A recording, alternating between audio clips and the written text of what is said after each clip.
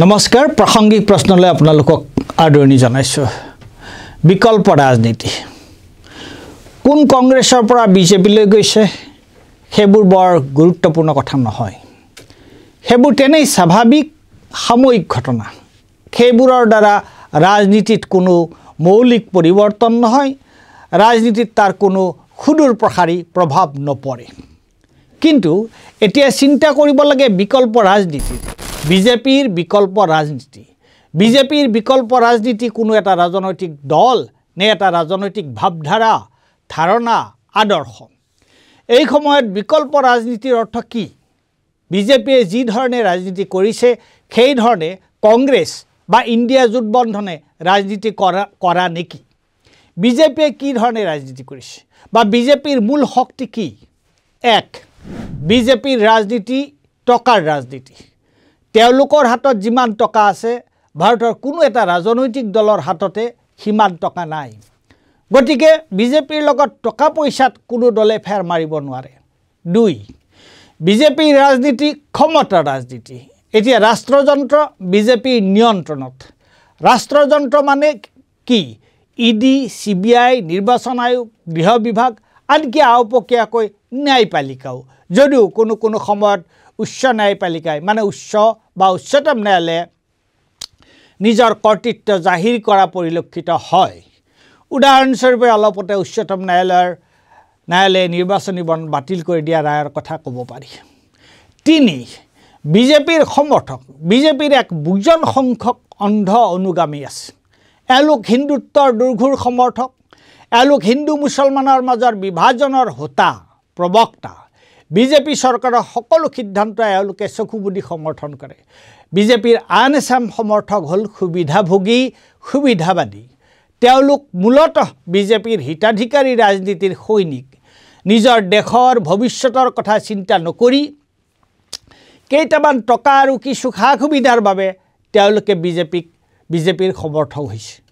এই তিনিটাৰ কোনোটোৰে লগত ইণ্ডিয়া এলায়েন্সে বা বিজেপি বিৰোধী যিকোনো এটা পাৰ্টিয়ে বিজেপিৰ লগত টক্কৰ দিব পাৰিবনে নোৱাৰে কেতিয়াও নোৱাৰে তেনেহ'লে তেওঁলোকে বিজেপিক কেনেকৈ প্ৰত্যাহ্বান জনাব তেওঁলোকৰ বিকল্প ৰাজনীতি কি হ'ব তাৰ চালিকা শক্তি কি হ'ব প্ৰথম কথা তেওঁলোকৰ চালিকা শক্তি হ'ব লাগিব ভাৰতৰ সকলো অংশৰ জনগণ বিজেপিৰ বিভাজনবাদী ৰাজনীতিয়ে দেশখন কেনেকৈ থানবান কৰিছে আৰু ভৱিষ্যতলৈ ই আমাৰ দেশখনৰ বাবে কিমান বিপজ্জনক হ'ব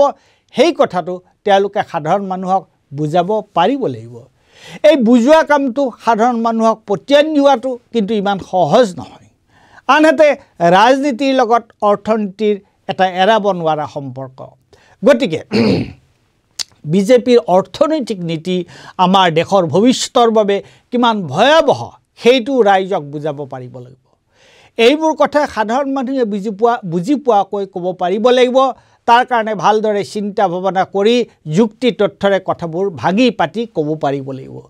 তাৰ পিছত আহিল টকা পইচাৰ কথা স্বাভাৱিকতে বিভিন্ন কাৰণত নিৰ্বাচনৰ বাবে বিশেষকৈ প্ৰচাৰ আৰু যাতায়াতত কিছু টকা পইচাৰ প্ৰয়োজন সেই টকা পইচা ক'ৰ পৰা আহিব বিজেপিক আদানী আম্বানীৰ দৰে ধনী উদ্যোগপতি আৰু আন বহুজাতিকে পইচা দিয়ে কিন্তু বিজেপিৰ অৰ্থনৈতিক নীতিৰ বিৰোধিতা কৰা তাৰ প্ৰতিবাদ কৰা ৰাজনৈতিক দলক তেওঁলোকে কিয় পইচা দি হাতৰ কুঠাৰ ভৰিত মাৰিব গতিকে পইচাও ৰাইজৰ পৰা আহিব লাগিব ৰাইজৰ ৰাজনীতি ৰাইজৰ পইচাৰে চলিব লাগিব এইটোৱে হ'ব লাগিব বিকল্প ৰাজনীতিৰ আৰ্হি আৰু আদৰ্শ তাৰ বাবে কি কৰিব লাগিব